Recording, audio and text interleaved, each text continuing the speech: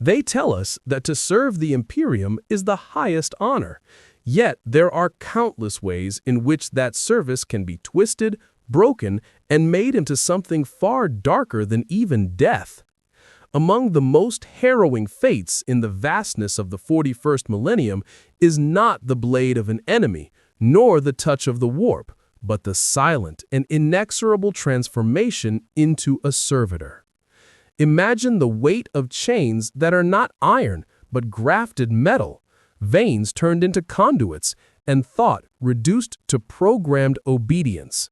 What once was human, with dreams, memories, and fears, is dissolved into a mechanism, a piece of living machinery bound in agony and silence.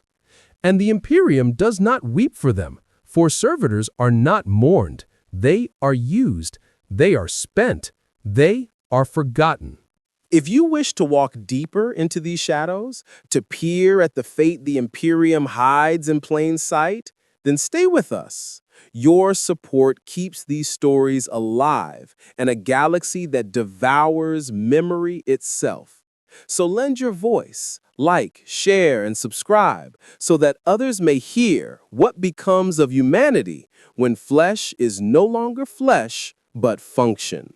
The path towards servitor conversion rarely begins with choice. It begins with condemnation. Within the Imperium's endless hive cities, aboard its cold void ships, and beneath the echoing vaults of Mechanicus forges, countless human lives walk a fragile line between usefulness and expendability. When that usefulness wanes, or when punishment is decreed, the word servitor becomes a sentence more final than death itself. To be condemned to this fate is not to be ended, but to be repurposed, redefined as something less than human and more than machine, a grotesque midpoint where flesh and iron do not merge, but collide. The moment of sentencing is often swift and merciless. A worker accused of sloth, a soldier guilty of cowardice, a prisoner of war taken alive, or even a loyal subject who has simply aged beyond efficiency. All may hear the same decree. To the Mechanicus and their allied magistrates, the body is a resource, and waste is an abomination. Flesh can be recycled, minds can be scrubbed. And so, rather than the swift mercy of execution, they are led down corridors heavy with the scent of oil and antiseptic, to chambers where the hum of machinery drowns out the last sounds of human dignity. Imagine that first step into the chamber of conversion. Cold steel tables line the walls, restraints already waiting. The air is a mixture of incense, sacred oils, and the acrid tang of cauterized flesh from earlier subjects. Red-robed tech priests, their faces obscured by augmetics and vox grills, intone binary prayers to the omnia as their mechadendrites flex and twitch with surgical precision. For the condemned, there is no trial of the spirit, no chance of redemption, only the promise that every part of their body will be cataloged and reassigned. Fingers may become data socket adapters, eyes may be replaced with optical lenses, the tongue may be cut away to silence forever. The first stages are always deconstruction. Flesh is not considered sacred, it is raw material. Identity is an obstacle to efficiency, and so the mind must be hollowed before the body can be rebuilt. Chem injectors purge memories through induced seizures, and electroencephalic burns scour patterns of individuality. Many resist at first, screaming, fighting against the bonds, but their voices falter when litanies of null pain serums flood the bloodstream. Silence soon follows, not the silence of peace, but of erasure. In that moment, the condemned feel themselves flicker like a dying lumen, memories flashing in rapid succession, a childhood meal on a hive balcony, a sibling's laughter, the touch of soil once clutched in bare hands. Each is stripped away, left to dissolve into static. It is here, in this threshold, that the greatest horror unfolds. For some, consciousness does not vanish completely. Instead, it dims. A portion lingers, fragmented and unable to command, watching helplessly as the body becomes the property of others. The mechanicus knows this possibility, but they don't care. A machine that twitches with ghost impulses is still a machine. The tech priests chant their blessings in bursts of static-filled cant, their mechadendrites hissing as blades carve away what remains unnecessary. The body is measured, mapped, redesigned. Flesh is shaved from bone to make way for grafts. Veins are threaded with conduits. Neural plugs pierce the skull like ritual daggers, binding synapses to hard-coded obedience. The moment the first machine implant takes hold, the condemned is no longer fully human. Their body becomes an architecture of compartments and grafts, stripped of its natural shape. And yet, underneath the forced calm of anesthetics, a faint flicker of terror can remain. A faint voice of the self, muffled but not gone, may still recognize that it is being dismantled. One might think that to lose oneself is immediate, but in truth, it is a slow unraveling, an agony stretched across hours, sometimes days. And every step is witnessed by those who walk the halls of mechanicus facilities, workers, novices, and scribes who see the condemned as curiosities, not victims. For them, this transformation is routine, one more function in the eternal factory of flesh. What is most chilling is how ordinary it all seems. For the mechanicus, there is no cruelty in it, no malice, only process. To their eyes, the condemned are not screaming humans, but flawed vessels in need of correction. They speak of efficiency, of resource management, of the omniscient's sacred design. In their liturgies, there is no mention of mercy or pity, only the praise of function. Each incision is justified by prayer. Each erasure is sanctified by ritual. What is stolen is not merely the body, nor even the mind, but the very right to be remembered. The condemned, now little more than a husk in progress, is stripped even of name. Data slates record only designations, numbers, and function codes. Birth dates vanish. Histories are erased. Families, if they still exist, will never know their fate, only that their kin disappeared into the endless machinery of the Imperium. And here lies the bitter irony. To be executed is to be grieved, but to be made into a servitor is to be forgotten. It is annihilation by assimilation. And this is only the beginning, for the flesh must be broken further still, reshaped into the hollow mold of something that is neither dead nor alive. The condemned has entered the descent, but the true horror of the mechanism awaits beyond. The descent does not end with the removal of memory or the stripping away of a name. Those are merely the first layers, the shallow cuts. What follows is deeper, far more invasive, and it takes place in the surgical theaters that are as much temple as operating hall. The condemned are strapped upright or laid flat upon tables carved with the sigils of the machine god, while the sound of whirring cogitators and the monotone chant of litanies form a backdrop that never pauses, not even for the screams. Mechadendrites tipped with blades and drills arc through the air like serpents, each guided by the dispassionate hands of tech priests whose faces are masked with augmetic lenses and vox grills, voices breaking into static-laden prayers with every incision. The process is not always uniform, for servitors are not all of one kind. Some are destined to haul heavy loads in manufactorums, their spines braced with steel scaffolds and their limbs stretched or replaced with hydraulic pistons. Others are assigned to data processing, their skulls flinched and hollowed to make space for neural jacks, turning what was once imagination and thought into nothing more than storage capacity. The most wretched are the combat servitors, whose humanity is extinguished in favor of brutal strength and reflex conditioning, their arms grafted with heavy bolters or chain blades, their skin reinforced with armor plating until they resemble walking atrocities more than men. Yet, whatever their purpose, the path to that fate is always paved with agony. Imagine the feel of cold steel boring into bone while consciousness flickers faintly in the dark recesses of a ravaged mind. Imagine the slow collapse of individuality as impulses once tied to desire and memory are replaced with hard-coded commands. Where once there were instincts to flee, to cry out, to beg for mercy, there are now mechanical subroutines waiting to be triggered by a handler's order. The last thought of a condemned worker may not even be a coherent plea.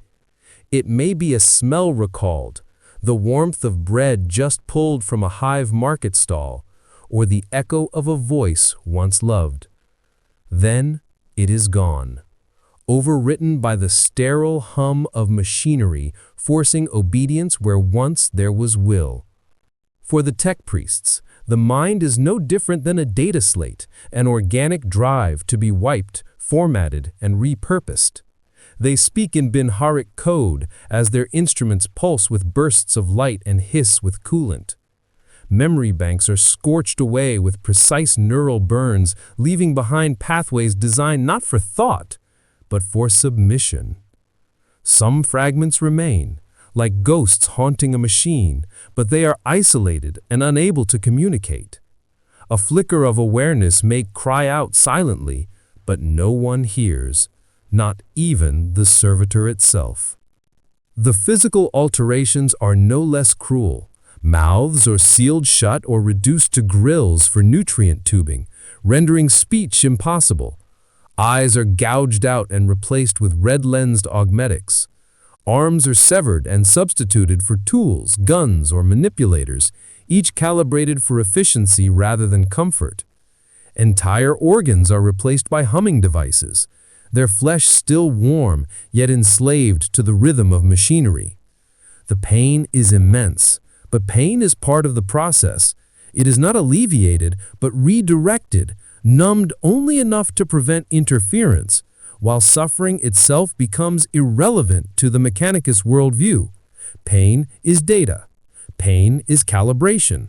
Pain is simply another element of the transformation. And all the while, liturgies of sanctification continue. Blessed be the union of flesh and steel, they intone. Blessed be the sacrifice of the unworthy.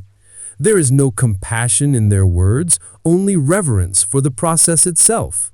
To them, this is sacred work, the removal of flawed human variants in favor of absolute function. And in that sacred work, there is no place for pity. Yet, pity is not entirely absent from these chambers. Not among the priests, but among the lowest acolytes who must clean the floors of blood and oil, or the scribes who must record conversion tallies on crackling data slates. Sometimes, when they look into the vacant faces of those about to be stripped of themselves, they see a mirror of what could one day be their own fate. Fear seeps into their hearts, though they dare not speak it. For in the Imperium, words of dissent are dangerous, and silence is survival. The servitor conversion is not a quick death. It is a prolonged erasure. Each incision, each graft, each purge strips away what made the condemned a living, feeling being. What remains is a husk waiting to be programmed, a body broken down into components that no longer belong to itself. But the mind sometimes lingers longer than it should. And in that lingering lies the true horror. For a flicker of self, even if trapped and powerless, can still feel the moment it slips into nothingness. And beyond that point, the condemned are no longer recognized as people. They are cataloged, assigned, and prepared for the final programming rights that will extinguish the last fragile fragments of identity. It is here, as the machines prepare to write over the soul, that the descent takes its deepest plunge. The final stages of the descent are not merely surgical, but spiritual, at least as the Adeptus Mechanicus understands the word.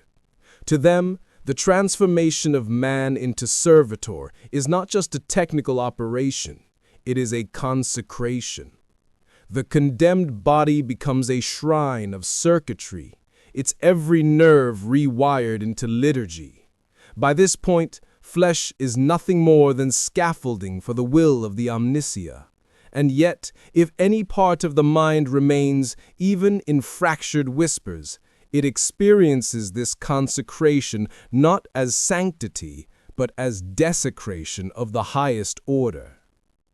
The programming rites begin with the implantation of control nodes, gleaming orbs sunk into the skull, wired into the neural lattice with delicate mechadendrites tipped in silvered needles. The chamber resonates with Binharic chants, bursts of machine code delivered not only through audible sound, but through subsonic pulses that vibrate in the bones of those present.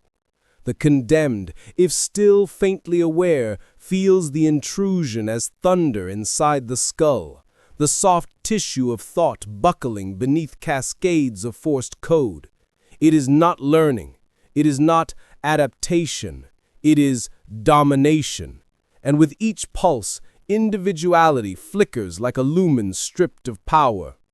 Some servitors resist, not through conscious defiance, but through the stubborn echoes of memory that refuse to be entirely erased.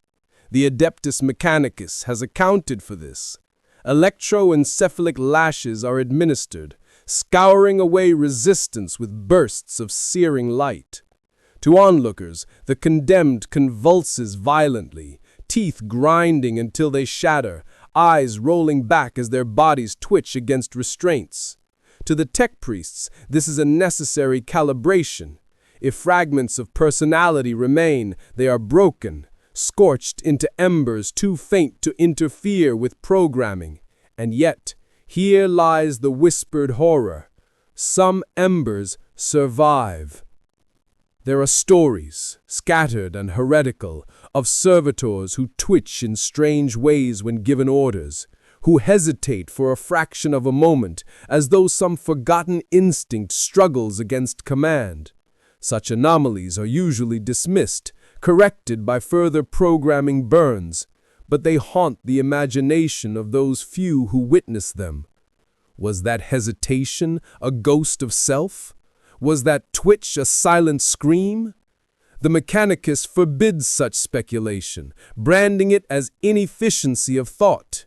Yet the whispers persist in the shadows of manufactorums and the lower decks of void ships. For the servitor, if any awareness lingers, time ceases to flow in a way recognizable to the human mind. The rituals of programming stretch across hours, sometimes days, each cycle eroding the boundary between man and machine. Hunger no longer matters, nor thirst, nor fatigue. Nutrient fluids are pumped directly into the stomach through tubes, and the brain is trained to disregard bodily needs. Sleep, too, is erased, replaced by cycles of stasis where the body locks into immobility until commanded to awake. The condemned no longer knows the rhythm of day and night, only the endless monotony of command and silence.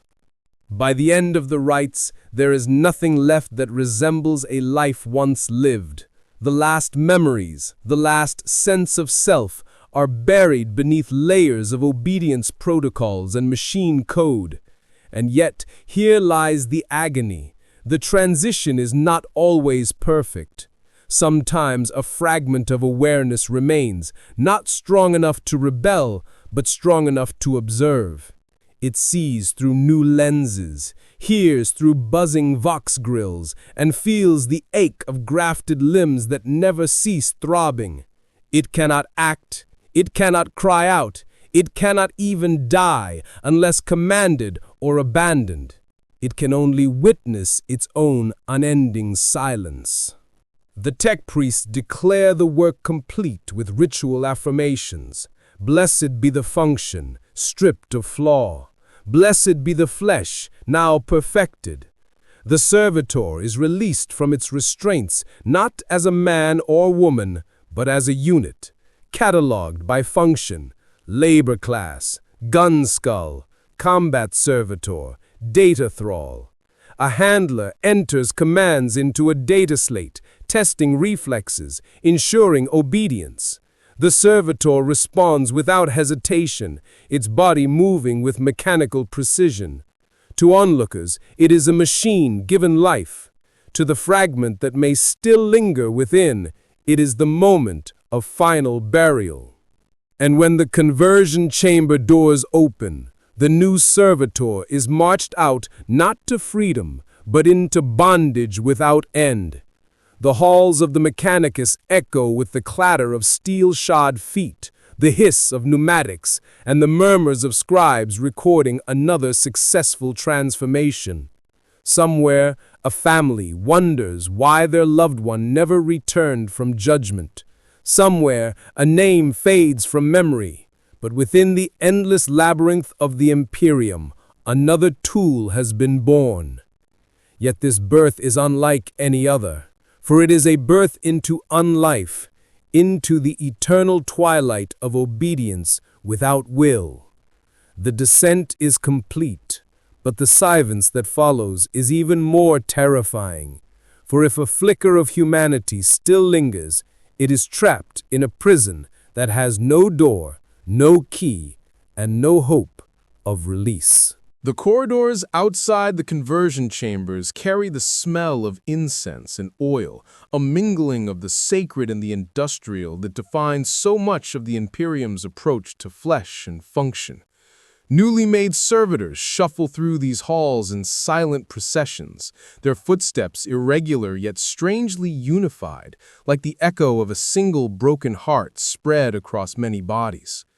They are led to holding pens, their movements directed by handlers who carry control slates like shepherds guiding a herd of blind cattle. Each unit is inspected, logged, and designated for deployment. To the scribes who record their details, they are numbers on a cogitator's screen. To the tech priests, they are the proof of a completed rite. To the Imperium, they are disposable labor rendered holy by their very lack of identity. But if we imagine the servitor's perspective, if one can call it perspective at all, the horror deepens. The first moments of awakening in a new form are not triumphs of rebirth, but a collapse into disorientation. The body feels alien, heavy with steel, thrumming with the hum of mechanisms that were once veins and muscles. The senses are filtered through augmetics that interpret the world in harsh clarity, stripping away nuance and warmth. Sound comes in bursts of vox static, vision through lenses that glow faintly red, touch through the muted pulse of nerves rewired into cold steel. And somewhere, deep within, the remnants of humanity shudder at a world that no longer feels alive. It is a limbo existence. The servitor cannot fully understand what has been taken, but it cannot escape the absence either. The void where memory once lived is filled with static, a faint buzzing at the edge of awareness. Commands come through that static like thunderclaps, irresistible, absolute, stripping away any possibility of disobedience. Move this crate, load this shell, walk forward, stop, kill. Each order is obeyed with the inevitability of falling stone, not from loyalty or conviction, but because refusal is no longer part of the self. Refusal has been erased. There are whispered accounts from those who served alongside servitors on the front lines or in manufactorums. They describe moments of unease, watching a servitor pause mid-task as though caught on the edge of thought. A flicker of something almost human, quickly overridden, but chilling in its suggestion. Was it pain? Was it memory? Was it perhaps the last ember of a soul smoldering beneath the ash of machinery? Such accounts are never written down officially, never spoken aloud to the wrong ears, but they linger in rumor, carried by those who cannot forget the sight of a servitor's red lens turning toward them with something like recognition. The Mechanicus has no patience for such fears. To them, the process is perfection, a triumph of design. They care nothing for hesitation or ghost impulses. A servitor functions, and function is all that matters. When anomalies occur, they are purged or reconditioned, the faulty component burned away until only obedience remains. If the fragment of a soul must be destroyed in the process, then so be it. To the priests of Mars, the soul is not the concern of the Mechanicus. It belongs to the Emperor and the Warp. Their dominion is the body, and in their hands the body is merely clay to be reshaped into utility. And yet, the human cost cannot be ignored. Each servitor represents not only a life destroyed, but a memory erased, a name forgotten, a potential extinguished.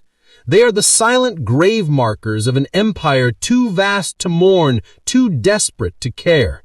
The Imperium thrives on this silence, feeding itself with lives consumed in the name of survival. For every shining cathedral raised in honor of the Emperor, countless servitors labored in darkness to build it, their suffering unacknowledged, their existence unremembered. The descent into flesh mechanism is not merely the fate of the condemned. It is a reflection of the Imperium itself, a civilization so vast and so desperate that it cannot afford to see humanity as sacred, only as raw material. And so it consumes its people, not only with war and hunger, but with this most intimate violation, the stripping away of identity until only function remains. This is the true agony of servitor conversion, not the physical pain of grafts and implants, nor even the loss of freedom, but the annihilation of self. To be reduced not to an object, but to a tool, one that cannot even know it has been diminished. The condemned do not merely die, they are extinguished in a way that denies even the dignity of death. And when the doors of the Mechanicus halls close behind them, they march into eternity as shadows without voices. They are the forgotten chorus of the Imperium, their silence louder than any prayer. The descent has ended, but for the servitor, existence has only begun, an existence defined not by life, but by the endless weight of silence and obedience. And it is into that silence that we must now follow, to understand what it means to exist as something that is no longer man and never fully machine. The silence of a servitor is unlike any other. It is not the silence of meditation, nor the peace of sleep, nor even the stillness of the tomb. It is a silence that breathes, that moves, that labors. It is the soundless scream of a body that lives without truly being alive. To those who work alongside them, the servitor's presence is oppressive, like a shadow too heavy to ignore. The shuffle of their mechanized steps, the faint hum of their augmetics, and the mechanical exhale of respirators become a dirge that plays endlessly in the background of the Imperium. This silence is enforced not only by the augmetic lobotomy that hollows out thought, but by the crushing inevitability of command. A servitor cannot speak its pain, cannot cry its name, cannot ask why it has been condemned. It obeys because it must, but more chillingly, it obeys because it no longer knows any other state. In this obedience there is no comfort, no fulfillment, only the endless weight of servitude that presses down like the cold of a grave. To witness a servitor at work is to confront the full tragedy of its existence. In the cavernous manufactorums of forge worlds, rows of them toil without pause, lifting, hammering, welding, carrying. Their movements are precise, but drained of all expression, like marionettes on strings of steel. Sparks fly around them as plasma torches cut through adamantium, yet not one flinches, not one shields its eyes. To them, danger is irrelevant. They cannot fear, cannot value their own lives. And so, they labor until their bodies collapse, at which point they are dragged aside and replaced by another. Soldiers speak of servitors in war zones with the same unease. Heavy combat servitors march into battle with bolters grafted into their arms, plasma coils wired directly to their hearts, their bodies little more than carriers for weapons of annihilation. They charge forward without hesitation, without tactics, without regard for their own survival. They are the perfect soldiers precisely because they are not soldiers at all. They are tools. And yet, watching them advance into gunfire, their red lenses glowing through smoke and ruin, even the most hardened veterans feel a chill. For in those empty eyes, there is no glory, no hatred, no will, only obedience. The silence of the servitor is also a mirror. Those who live within the Imperium see in it a reflection of their own condition. For though they still think, still hope, still pray, they too are bound to obedience. The priest obeys his cult. The soldier obeys his general. The worker obeys his overseer. The governor obeys the edicts of Terra. And all obey the will of the emperor. The servitor is the extreme end of this chain, the ultimate symbol of the Imperium's truth. To live is to serve, and to serve is to be consumed. There are some, whispered in the underhives and among the rebel sects, who say that servitors are more than tools. They are warnings, that every citizen of the Imperium lives only a few steps away from that fate, should they fail, should they anger the wrong master, should they stumble in their duty. The servitor is the reminder carved in flesh and steel that there is no forgiveness, no escape, no autonomy. In the Imperium, you serve until you are useful, and when you can no longer serve as yourself, you will serve as something less. And yet, even in this abyss of silence, there are rare accounts that suggest something stirs beneath the surface. A servitor pausing in its labor to look at a wall where no command was given. A combat servitor hesitating, as though recognizing the face of the soldier before it. A whisper escaping mangled lips, half a word, half a sob, before the mind lock surges and extinguishes the flicker of memory. These fragments are anomalies, dismissed as malfunctions, but to those who witness them, they are unforgettable. They suggest that beneath the weight of silence and obedience, something of the human remains, trapped, screaming, unheard. This is the living grave of the servitor. They do not die when they are lobotomized. They do not pass into the Emperor's light. Instead, they are buried alive within their own flesh, their consciousness shackled, their voices smothered. Their existence is not a life and not a death, but something in between. An eternity of labor without end in service of a machine that does not remember their names. The Imperium depends on this silence. It could not endure without it. Every starship, every hive city, every fortress world is built on the shoulders of these voiceless beings. They are the foundation of survival, and yet they are denied even the dignity of being counted among the living. And so the servitors march on, their silence pressing against the universe like a weight too great to lift. It is a silence that cannot be broken, a silence that defines them, a silence that damns them. The silence of a servitor is unlike any other. It is not the silence of meditation, nor the peace of sleep, nor even the stillness of the tomb. It is a silence that breathes, that moves, that labors. It is the soundless scream of a body that lives without truly being alive.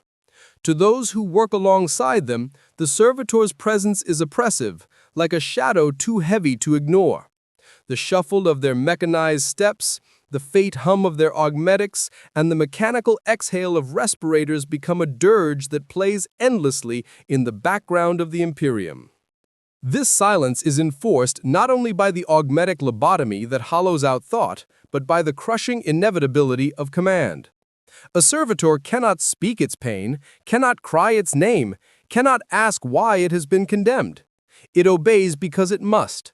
But more chillingly, it obeys because it no longer knows any other state. In this obedience there is no comfort, no fulfillment, only the endless weight of servitude that presses down like the cold of a grave. To witness a servitor at work is to confront the full tragedy of its existence. In the cavernous manufactorums of forge worlds, rows of them toil without pause, lifting, hammering, welding, carrying. Their movements are precise, but drained of all expression, like marionettes on strings of steel. Sparks fly around them as plasma torches cut through adamantium, yet not one flinches, not one shields its eyes. To them, danger is irrelevant. They cannot fear, cannot value their own lives. And so, they labor until their bodies collapse, at which point they are dragged aside and replaced by another. Soldiers speak of servitors in war zones with the same unease. Heavy combat servitors march into battle with bolters grafted into their arms, plasma coils wired directly to their hearts, their bodies little more than carriers for weapons of annihilation. They charge forward without hesitation, without tactics, without regard for their own survival. They are the perfect soldiers precisely because they are not soldiers at all. They are tools. And yet, watching them advance into gunfire, their red lenses glowing through smoke and ruin, even the most hardened veterans feel a chill. For in those empty eyes, there is no glory, no hatred, no will, only obedience. The silence of the servitor is also a mirror. Those who live within the Imperium see in it a reflection of their own condition. For though they still think, still hope, still pray, they too are bound to obedience. The priest obeys his cult, the soldier obeys his general, the worker obeys his overseer, the governor obeys the edicts of Terra, and all obey the will of the emperor. The servitor is the extreme end of this chain, the ultimate symbol of the Imperium's truth. To live is to serve, and to serve is to be consumed. There are some, whispered in the underhives and among the rebel sects, who say that servitors are more than tools. They are warnings, that every citizen of the Imperium lives only a few steps away from that fate, should they fail, should they anger the wrong master, should they stumble in their duty. The servitor is the reminder carved in flesh and steel that there is no forgiveness, no escape, no autonomy. In the Imperium, you serve until you are useful, and when you can no longer serve as yourself, you will serve as something less. And yet, even in this abyss of silence, there are rare accounts that suggest something stirs beneath the surface. A servitor pausing in its labor to look at a wall where no command was given. A combat servitor hesitating, as though recognizing the face of the soldier before it. A whisper escaping mangled lips, half a word, half a sob, before the mind lock surges and extinguishes the flicker of memory. These fragments are anomalies, dismissed as malfunctions, but to those who witness them, they are unforgettable. They suggest that beneath the weight of silence and obedience, something of the human remains, trapped, screaming, unheard. This is the living grave of the servitor. They do not die when they are lobotomized. They do not pass into the emperor's light. Instead, they are buried alive within their own flesh, their consciousness shackled, their voices smothered. Their existence is not a life and not a death, but something in between. An eternity of labor without end in service of a machine that does not remember their names. The Imperium depends on this silence. It could not endure without it. Every starship, every hive city, every fortress world is built on the shoulders of these voiceless beings. They are the foundation of survival, and yet they are denied even the dignity of being counted among the living. And so the servitors march on, their silence pressing against the universe like a weight too great to lift. It is a silence that cannot be broken, a silence that defines them, a silence that damns them. The servitor is more than just a machine of flesh and steel. It is a creature sanctified by the Imperium's machinery of faith. The Mechanicus does not see abomination in its creation. It sees fulfillment, a sacred joining of flesh to iron, of the biological to the mechanical, of the flawed human body to the purity of the Omnissiah's vision. where the common citizen whispers in fear at the sight of lobotomized slaves, the tech priest raises his mechanodendrites in reverence, reciting binaric hymns that declare the process holy. Within the echoing data vaults of the cult mechanicus, the servitor is not a tragedy, it is doctrine. It is the living proof of the machine god's will, a vessel stripped of weakness and reshaped into something useful. The hymns carved into cogitator screens tell of it as a necessary sacrifice, a sanctification of failure. The sinner, the criminal, the rebel, the weak, all are given redemption through transformation. The human mind, so prone to doubt, heresy, and corruption, is silenced. In its place remains the reliability of gears, circuits, and programmed will. Yet even this faith is underpinned by fear. For the citizenry of the Imperium, servitors are both objects of dread and instruments of control. To see one is to be reminded of the consequences of disobedience, the thin line between life and obliteration of self. Priests thunder in the streets that those who falter in faith may find themselves remade into tools of war or labor. Overseers and manufacturums hold the threat of servitor conversion over workers who stumble or complain. Judges and enforcers wield the punishment as the ultimate deterrent. Few sentences are more feared than the quiet declaration, servitor conversion. The propaganda of the Imperium cloaks this horror in liturgy. Children are taught from their earliest years that servitors are blessed helpers, silent companions who aid the emperor in his eternal war. The sight of one is framed not as tragic, but as righteous, a symbol of loyalty beyond individuality.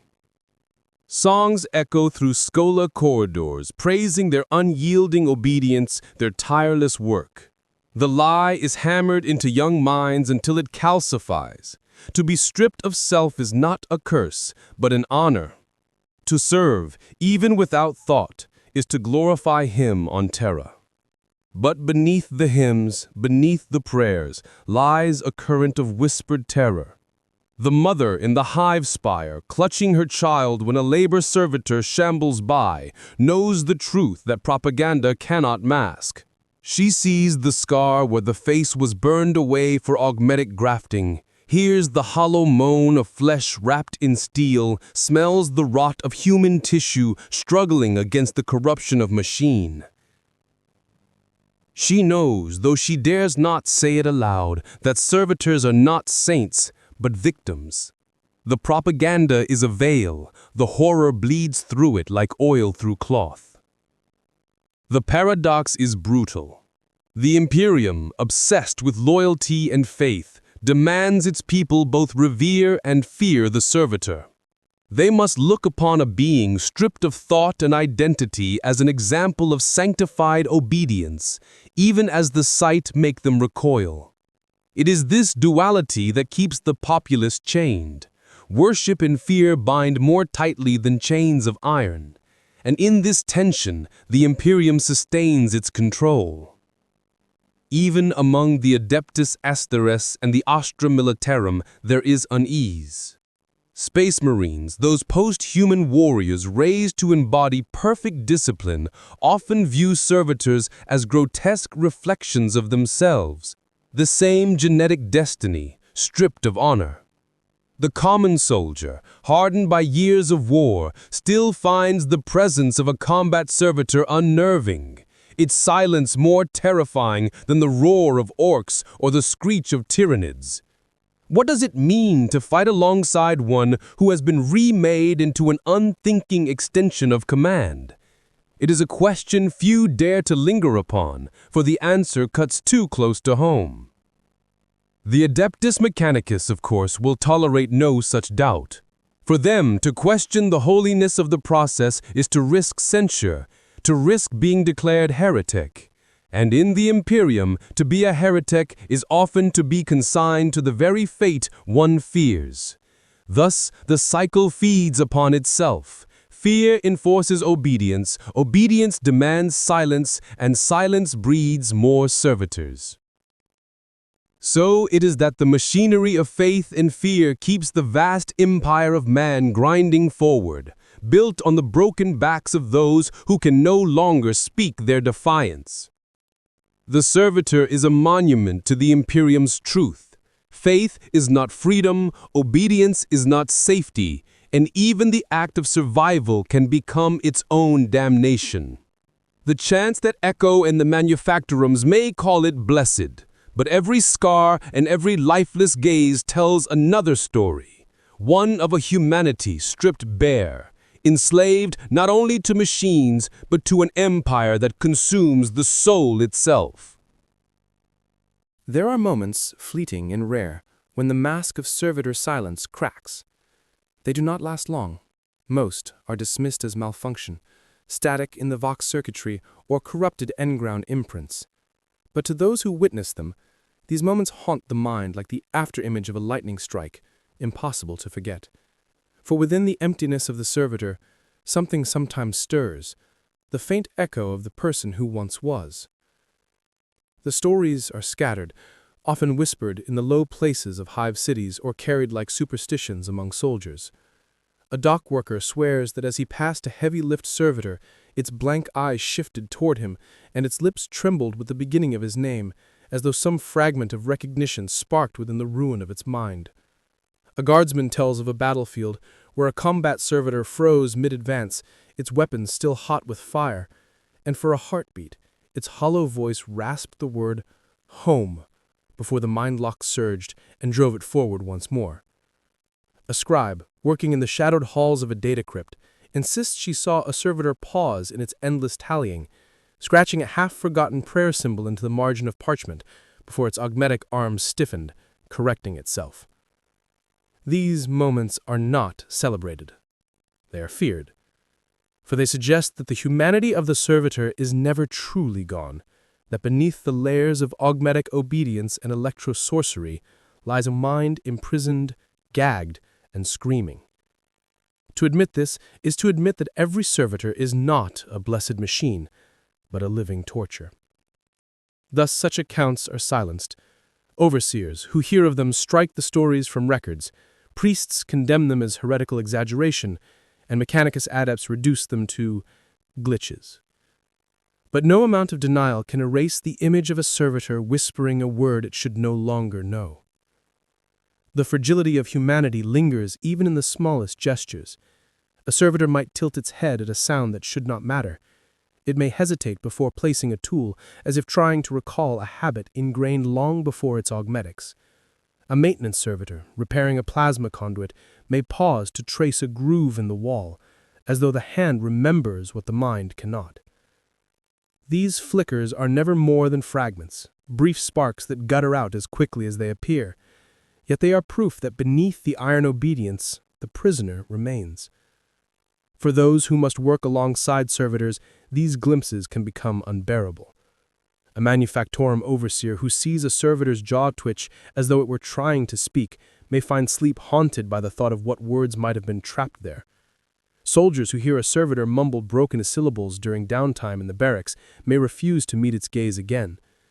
It is easier to believe they are machines, easier to accept the liturgy that tells of their blessed silence.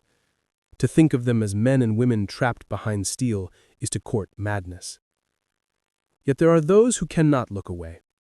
Rogue scholars and renegade psychers sometimes whisper that they can feel the trapped minds of servitors, like faint candles flickering in a storm, each one desperate for release. The Inquisition, when it uncovers such speculation, moves swiftly to extinguish it. Knowledge that undermines the sanctity of servitor conversion cannot be allowed to spread. For if the masses were to truly believe that every servitor still lived and suffered, the foundation of obedience would fracture. Better to let them believe that the flesh was erased, the spirit sanctified, the mind gone forever.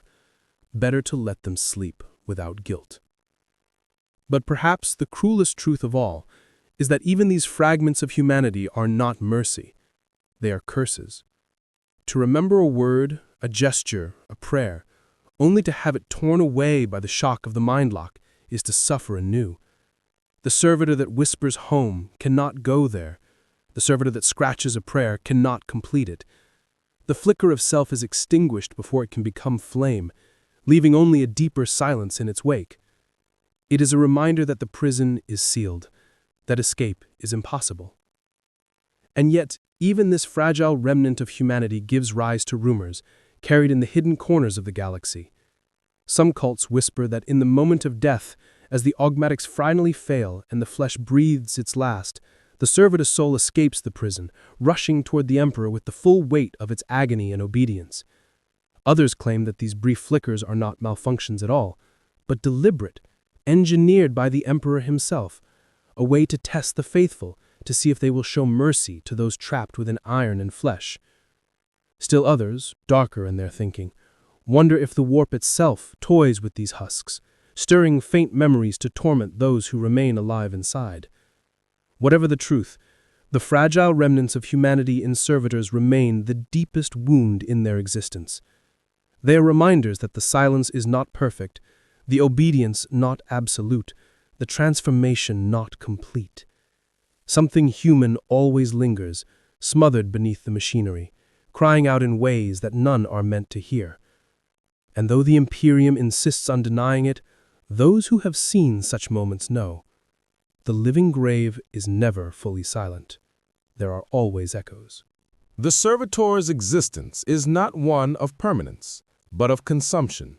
They are not preserved as relics, nor protected as citizens. They are used. They are expended. They are broken down until there is nothing left worth salvaging, at which point they are replaced by another. This cycle, endless and merciless, defines their fate more than augmetics or obedience ever could. On Forge worlds, the sound of failing servitors is as familiar as the hiss of steam or the thrum of plasma engines. A body designed to carry endless weight eventually collapses under its burden. Pistons crack, spines shatter, lungs corrode from the fumes they inhale without pause. When this happens, there is no ceremony. A mago signals for the husk to be dragged aside where it lies twitching, still locked to its final command, even as its flesh fails. In the shadow of the manufactorum, heaps of broken servitors wait in silence, their bodies slumped like discarded tools, some still half-living, their augmetics twitching as if refusing to admit that the work has ended. They are eventually stripped for parts, their augmetics reclaimed, their remaining flesh incinerated. On the battlefield, the cycle is no kinder.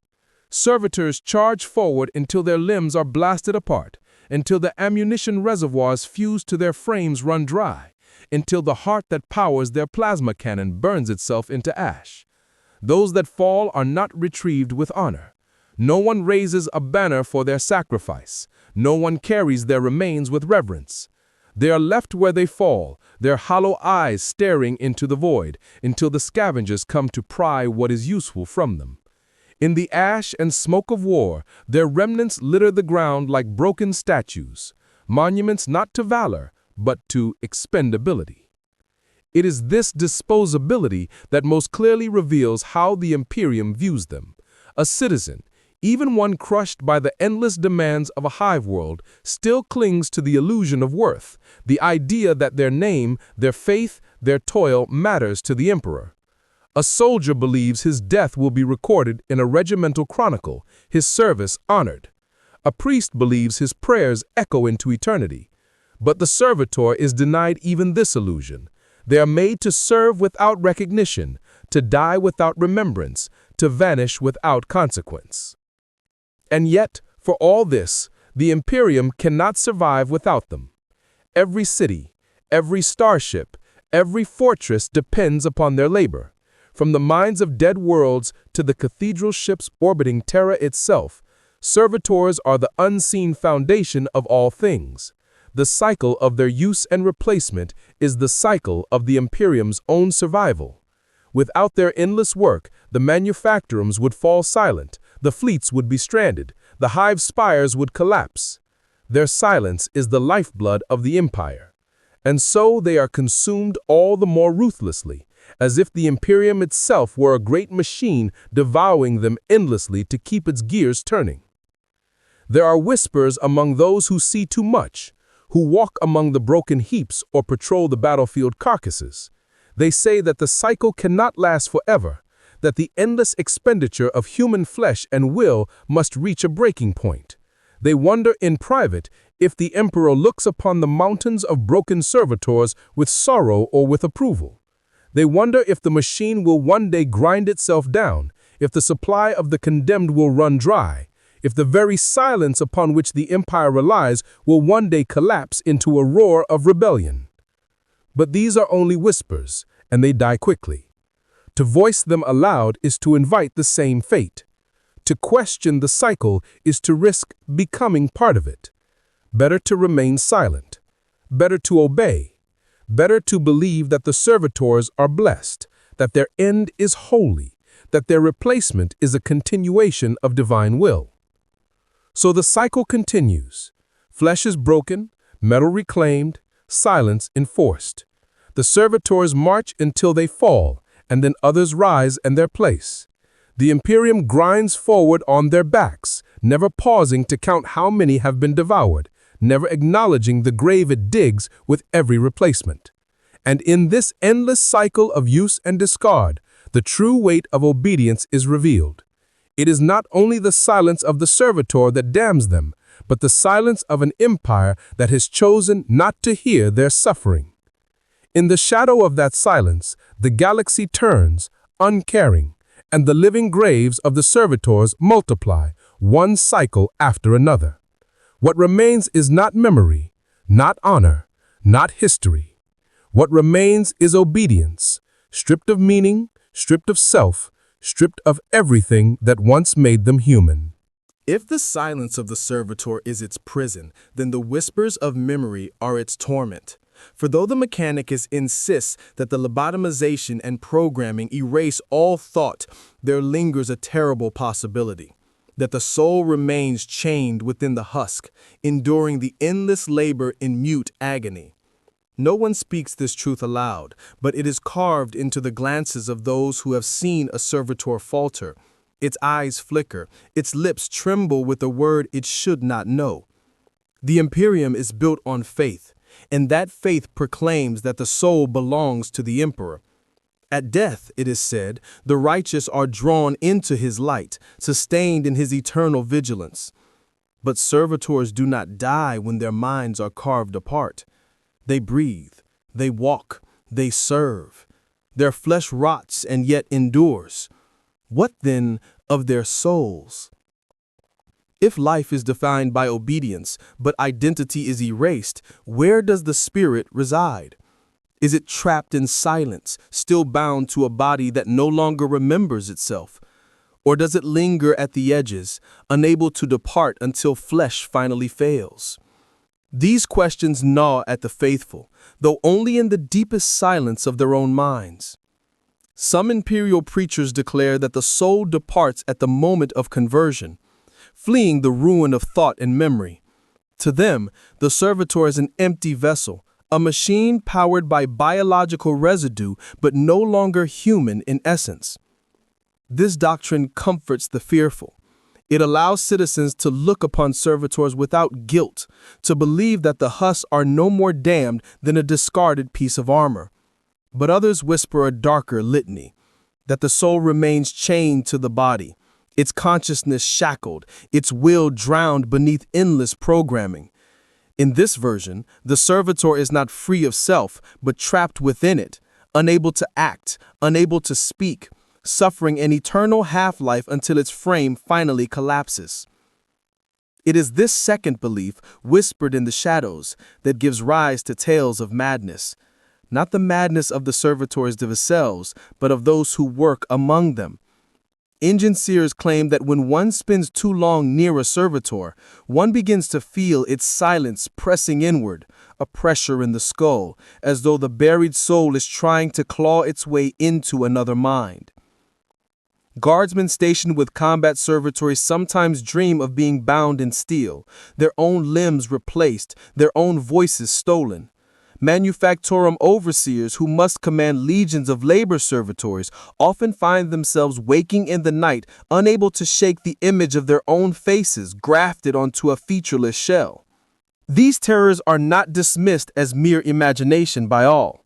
Some psychers, their minds attuned to the whispers of the Imperium, claim to hear the servitors crying in silence.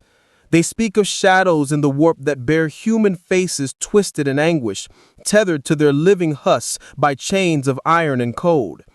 The Adeptus Astra Telepathica forbids such testimony, declaring it heresy. But the stories persist. The warp reflects the soul, and if the servitors truly remain alive within, then surely the Imperium would echo their torment. To gaze upon that echo, even for a moment, is to see the full scope of the Imperium's cruelty. Not just the death of bodies, but the endless imprisonment of spirits. There are even darker rumors, whispered among renegades and heretics, that the buried humanity of servitors sometimes rebels, not in the physical realm, but in the warp itself. That their muffled screams join together in the Imperium, a silent choir of agony that gnaws at the veil of reality. Some say this is why servitors sometimes stutter or falter, because their souls are distracted, pulling against the chains that bind them. Such talk is, of course, punishable by death. But in a galaxy where faith and fear are inseparable, even the faintest possibility is enough to chill the blood. Whether or not these whispers are true, they linger in the minds of those who must walk among the servitors. Every time a worker hears a husk mutter a half-formed word, every time a soldier watches one hesitate in battle, every time a priest notices the faint tremor of a human gesture in the midst of mechanical obedience, the same question rises: does something still live inside? And if so, what does that mean for those who remain free? If the servitor is condemned to eternal silence while still human, then what hope is there for anyone else within the Imperium's grasp? Thus begins the descent into madness, not for the servitors, but for those who see too much of themselves reflected in them. The servitor becomes a mirror, and in its blank, chained soul, the citizen of the Imperium glimpses his own fate. It is said that no one looks upon a servitor for long without being changed. The change may be subtle, a tightening of the jaw, a refusal to meet its eyes, a tendency to look away whenever the husk passes. Or it may be profound, shaping dreams, thoughts, and even faith. For servitors are not simply tools. They are reminders, grim reflections of what awaits those who fall short of the Imperium's demands. And in their silent service, they gnaw at the sanity of those who must share their world. Among the common citizenry, the reaction is often denial. They avert their eyes, whisper prayers, and convince themselves that servitors are no more human than the iron walls of a manufactorium. They speak of them as machines, and in public, they will laugh at the very suggestion that anything human might remain within. Yet, in the privacy of their homes, the whispers rise. Parents hush their children when a labor servitor shuffles by, warning them never to stare too long, never to wonder. Some believe that even to meet the blank gaze of a servitor is to risk possession, that the bound soul within might leap into one's own flesh, desperate to escape its prison. For soldiers, the madness takes a different form. Combat servitors are built to fight without fear, to kill without hesitation. To march alongside them is both comfort and horror. In the din of battle, when last fire scorches the air and artillery shakes the ground, the servitors march without pause, their flesh torn and their metal limbs sparking, yet never ceasing. At first, soldiers are grateful. Here is a weapon that does not flinch, a shield of flesh and steel. But over time, unease festers, for the servitors do not scream when wounded. They do not call out for aid. They do not mourn the fallen. They endure. Many guardsmen report dreams in which they too march unfeeling through the battlefield, their comrades dying beside them, while their own bodies remain chained by code and command. Some wake to the sound of their own voices muttering Benheric fragments they do not understand. Veterans of long campaigns often describe combat servitors not as allies, but as omens, reminders that the Imperium values obedience more than humanity, endurance more than life. To die as a man is fleeting. To live as a servitor is eternal servitude. In this comparison, death begins to seem merciful. Priests of the ecclesiarchy are not immune either. For them, the servitor presents a theological riddle. If the soul departs at the moment of lobotomization, then what remains? If it stays bound, then is the church complicit in eternal torment? Many priests choose to declare the matter heresy and bury the question beneath ritual and incense. But there are those who falter, who look into the lifeless eyes of a servitor and see not a tool, but a congregation of silent martyrs. These priests sometimes descend into heresy themselves, declaring the servitors saints of suffering, eternal witnesses to the emperor's burden. They whisper to their flocks that every servitor's silence is a prayer, every labor an act of worship, every mutilation a sacrifice upon the altar of survival. Such priests rarely last long before the Inquisition silences them, but their sects do not die easily. In hidden shrines across the Imperium, candles burn before the twisted faces of servitors, offered not in pity, but in reverence. Even the Mechanicus, who claim mastery over flesh and machine, are not untouched. Engine seers who spend too long in the presence of servitors often report strange auditory hallucinations, whispers in the clicks of machinery, phantom voices layered beneath vox static. Some grow obsessed, convinced that the servitors are trying to communicate, that a language of the lost humanity lies hidden beneath the rhythms of their programming. Some attempt experiments, subtle alterations of code, adjustments in neural circuits to coax forth memory or speech. Most fail, resulting only in broken husks. But sometimes, in rare and terrible moments, a servitor stirs and utters a single human word before lapsing back into silence. Such moments leave the witnesses shaken, haunted by the thought that there may yet be a person buried deep inside. It is not only individuals who suffer, but entire communities. In manufactoria where thousands of servitors toil without pause, the human workers develop strange superstitions. They refuse to eat in sight of a servitor, fearing that to consume food in its presence is to mock its silence. They avoid mirrors, claiming that sometimes in the glass they see not their own faces but the blank, scarred visages of the husks. Some communities hold secret rituals in which a single worker is chosen to whisper a prayer into the ear of each servitor, an attempt to soothe the soul within. These rituals are forbidden, of course, but they still persist. And thus the madness spreads, not because the servitors themselves rebel, but because those who witness them cannot bear the reflection of their own fate.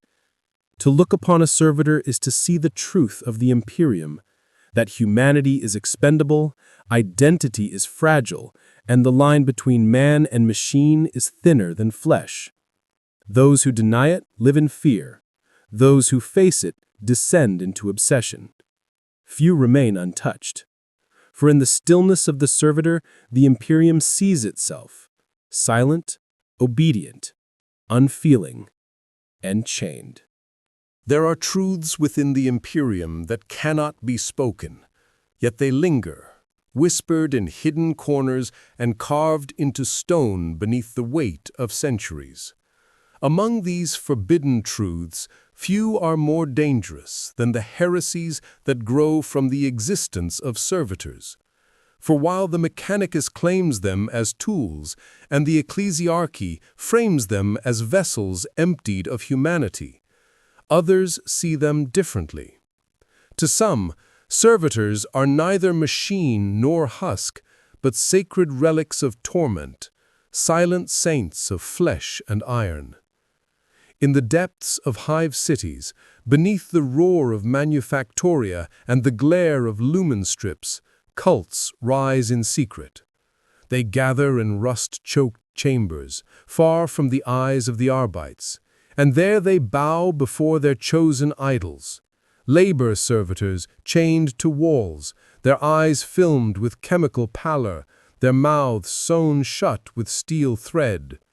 The cultists anoint these husks with oils stolen from manufactoria, whispering prayers not to the emperor, but to the endless witness.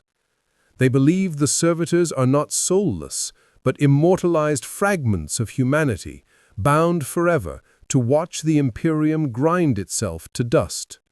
In their view, this endless endurance is not damnation, but apotheosis, a higher form of existence, where suffering becomes eternity. Heretics, too, are drawn to these husks. Where the Adeptus Mechanicus sees tools, heretics see possibility. There are rumors of splinter cults who seek to reawaken the memories buried in servitor minds, stitching fragments together like torn parchment. They whisper of experiments in which dozens of servitor brains are linked into a single wet machine, forming a grotesque choir of recollections. To hear their voices, it is said, is to glimpse the dying dreams of humanity itself. Mothers calling for children, soldiers screaming for mercy, workers begging for sleep. Those who listen too long either go mad or are consumed by zeal, declaring themselves prophets of a new machine god that thrives not on logic but on agony. The ecclesiarchy condemns such sects with righteous fury, yet their own house is not without cracks. Across the galaxy there are wandering priests who have fallen from the fold, each carrying with them a warped theology built upon the husks. Some declare that the servitors are proof of the Emperor's eternal sacrifice, that just as he endures upon the golden throne, unable to move, unable to speak, so too do the servitors endure in silence, a reflection of his pain. To these priests, every mechanized thrall is a living sermon. They claim that to strike a servitor is blasphemy, to dismantle one a sin equal to desecrating an altar. Such teachings spread like fire among the downtrodden, for to see holiness in the husk is to believe that even the broken, even the discarded have purpose. The Inquisition hunts such voices with uncompromising zeal, branding them apostates, but suppression often has the opposite effect. Stories of inquisitorial burnings and purges only strengthen the faith of the faithful, convincing them that the Imperium fears the truth they have uncovered. In time, these sects vanish into deeper shadows, resurfacing years or centuries later under new names with new rites, yet always with the same central idol, the Servitor, saint of suffering. Even among the soldiers of the Astra Militarum, heresy blooms in strange ways. After long campaigns where servitors march silently beside the living, certain regiments have been known to adopt forbidden rituals. Some guardsmen carve the faces of servitors into their armor, believing that such symbols shield them from fear. Others go further, taking trophies, fingers, teeth, or scraps of steel from destroyed combat husks, wearing them as relics into battle. Commanders denounce these practices. Commissars punish them with death. But in the trenches, where death is certain, men will cling to any faith, however twisted. And in the void, aboard ships that drift for years through the silent dark, the heresies grow stranger still. It is said that some voidsmen keep servitors not as workers, but as oracles. They claim that in the moments between pulses of the warp, when the Geller field groans and reality shivers, the husks speak.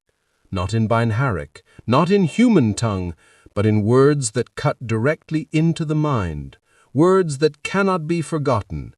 Entire crews have vanished into mutiny after such whispers, their final logs filled with sermons, declaring that the servitors are not slaves, but heralds of a truth too great for flesh to bear. Yet perhaps the most blasphemous belief of all is whispered only among the most secretive heretic circles.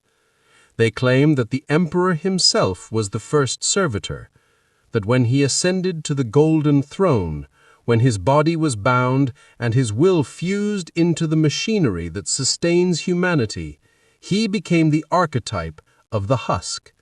In this vision, all servitors are echoes of that first binding, each a shadow of the great sacrifice upon which the Imperium rests. To followers of this creed, to dismantle a servitor is to mock the emperor himself, and to embrace their silence is to embrace eternity. Such beliefs cannot be allowed to spread. They threaten the unity of the Imperium, they fracture faith, they offer comfort where there should be fear. And so, wherever these heresies bloom, fire follows. But fire cannot erase memory. And memory, even stripped and lobotomized, is a thing that endures. The heresies of flesh and faith may be suppressed, their followers purged, their texts burned. But as long as servitors shuffle through the Imperium cities, as long as their lifeless eyes stare into the void, the seeds of forbidden belief will always find soil. There is a point at which endurance fractures, where the human mind can no longer shield itself from the reflection it sees in the servitor's gaze. For months, perhaps years, one may walk among them, convincing oneself that they are tools, machines, lifeless shells without meaning. But the longer one lingers in their presence, the more fragile that shield becomes. A whispered sound here, a flicker of recognition there, a twitch that seems too human. It is enough to gnaw at sanity until the veil collapses. In the manufactoria, workers sometimes vanish not because of accident or punishment, but because their minds snap under the strain of endless proximity to the husks. Overseers tell of men who stood frozen before their servitor crews, unable to move, unable to breathe, whispering, "That could be me." Others go further, lashing out with improvised weapons, tearing at the husks with desperate fury, as if to destroy the reflection of themselves that they can no longer endure. These men are not executed, not immediately, for they have already been broken. Instead, they are taken to the same fate they feared. Their rebellion is punished by conversion. Their screams become silence, their bodies folded into the very order they sought to escape. Among soldiers, the breaking is often more subtle. At first it begins with dreams, visions of their own flesh being carved, of metal grafted into their skulls, of the slow suffocation of identity. These dreams repeat night after night until the soldier wakes each morning with the taste of blood on his tongue and the sensation of wires tightening around his bones. In the field, surrounded by the groaning cadence of combat servitors, the line between dream and waking begins to blur. Some guardsmen refuse orders, claiming they hear the husks whisper their names. Others kneel in battle, tearing at their own ears, desperate to silence voices no one else can hear.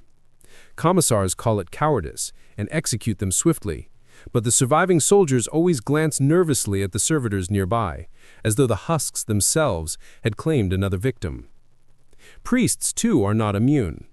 The ecclesiarchy teaches endurance, faith, and the acceptance of suffering, but even the most pious can falter when confronted with the blank stares of the husks. There are records, kept sealed in the archives of the Ordo Hereticus, of priests who tore down their own altars, declaring that their sermons were lies, that the servitors had shown them the emperor's true silence. Some wandered into the wastes, barefoot and bleeding, muttering litanies to voices only they could hear. Others stood before their congregations and drove nails into their own tongues, claiming that silence was the only true prayer. These priests are swiftly erased from the records, their flocks scattered or purged, but echoes of their madness survive in whispered stories, tales of sermons that ended not in blessing, but in screams. And then there are the psychers. Of all who are forced into proximity with the husks, none suffer more greatly. For their minds are already vulnerable, the perceptions stretch thin between reality and the immaterium. To them, servitors are not silent, they are loud. Their pain bleeds across the veil, their chains echo in the warp, their buried humanity thrums like a drumbeat no one else can hear. Psychers stationed among servitors often wither quickly, their eyes hollow, their voices trembling. Some burn out in madness, unleashing storms of psychic energy that consume entire chambers.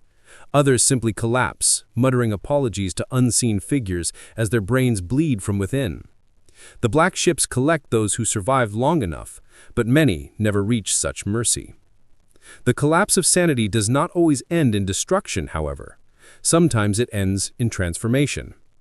There are those who, rather than break, embrace the husks. They smear their own faces with oil and ash, mimicking the featureless visages of the lobotomized. They bind their limbs with cords until blood ceases to flow, whispering that they are ready for the knife, ready for the silence. These zealots wander the streets of hive cities or the lower decks of void ships, begging to be remade. When denied, they sometimes turn violent, capturing others and attempting crude lobotomies, with rusted blades, desperate to create reflections of their own chosen fate. Such madness spreads like infection. One broken worker may unsettle a manufactorum crew of thousands. One guardsman whispering of voices may unravel an entire regiment. One priest's collapse may shatter a parish. The Imperium knows this, and it acts with the same ruthless precision it applies to every other threat. Broken men are silenced, their families erased, their names struck from record. And yet the cycle repeats. For so long as servitors shuffle through the corridors of the Imperium, so long as their silence endures, the minds of the living will continue to fracture against their presence. So the question remains, is the servitor truly the one enslaved, or are the free men of the Imperium the ones chained, bound by fear of what they might become, driven mad by the husks that walk beside them? Perhaps it is not the servitor that reflects humanity, but humanity that reflects the servitor, both caught in the same cycle of obedience, both condemned to endure until the flesh can no longer hold. The Imperium does not endure through steel alone. Its might is not measured only in ships, weapons, or soldiers, but in the endless labor of flesh twisted into machine. The Servitor is not merely a slave of the Adeptus Mechanicus or a tool of the Astra Militarum. It is the very foundation upon which the empire of man survives. Every manufactorum, every starship, every fortress world hums with the sound of their labor, each husk a cog in the endless engine of eternity. Without them, the Imperium would collapse, not in centuries, but in days. Consider the manufactoria of a hive world. Towering structures pierce the skies, their forges belching smoke into the artificial heavens, their furnaces roaring with the hunger of 1,000 suns. Within, millions of servitors toil, their limbs fused to presses, their eyes replaced by augmetic lenses, their hands reshaped into cutters, welders, loaders, lifters. They never rest, never pause, never strike for better wages or conditions. They produce without end. Weapons and armor flowing like rivers from their stations, feeding the vast maw of the imperial war machine.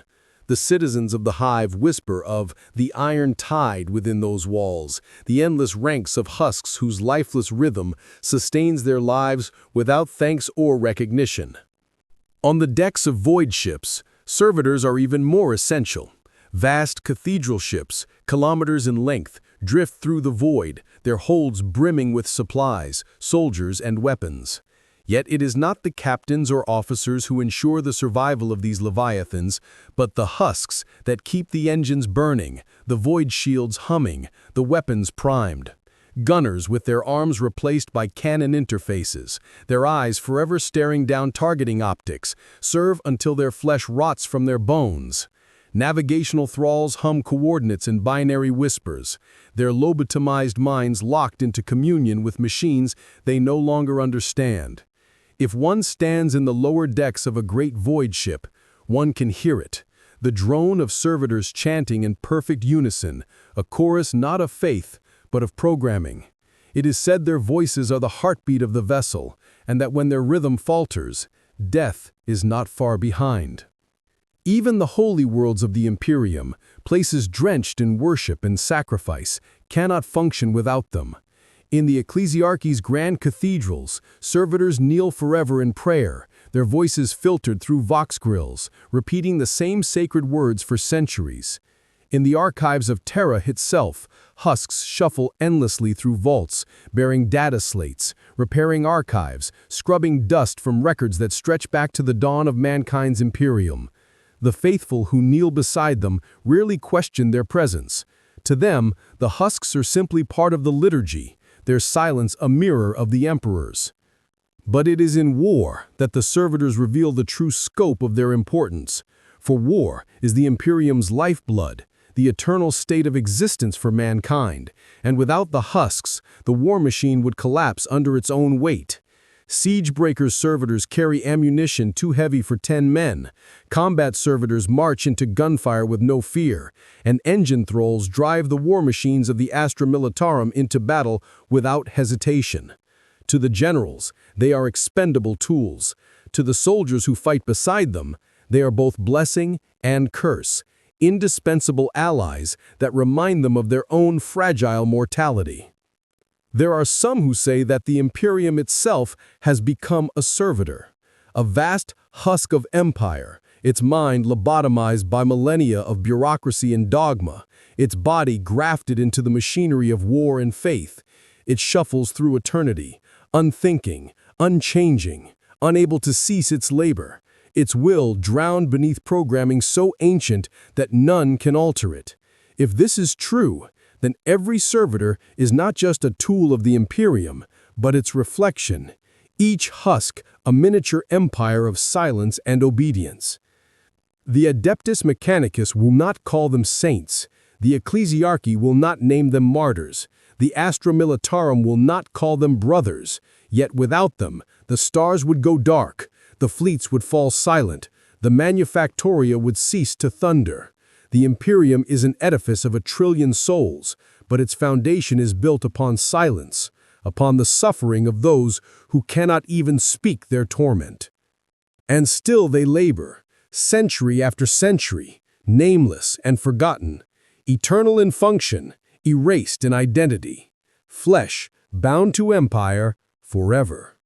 If one strips away the flesh and steel, the blood and circuitry, servitors are more than tools.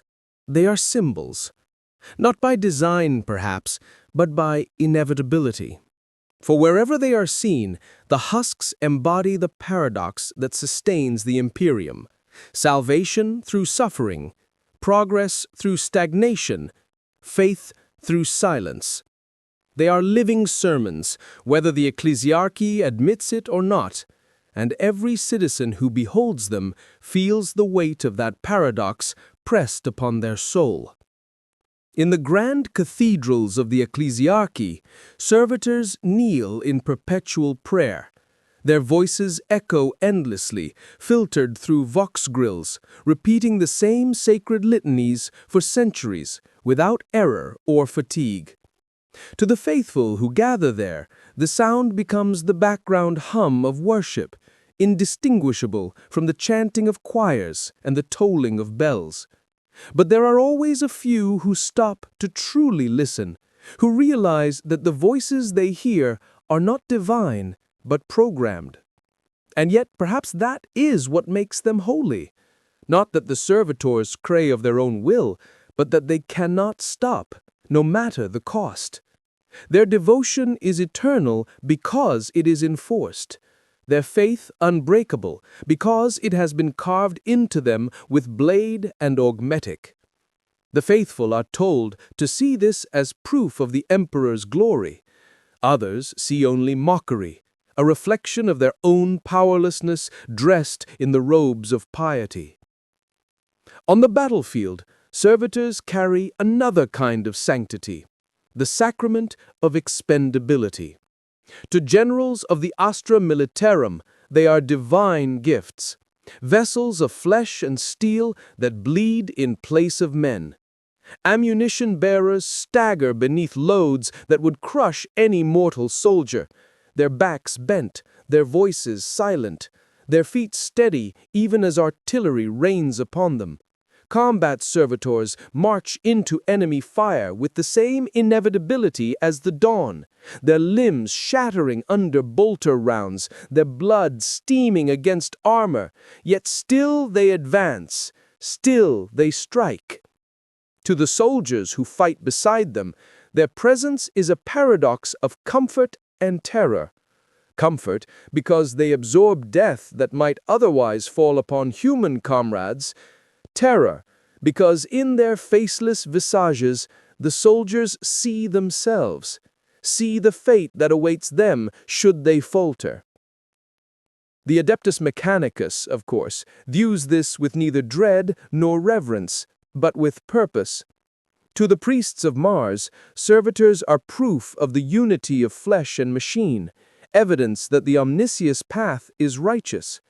In their forges, servitors do not labor as slaves, but as perfected instruments, stripped of the irrationalities of free will.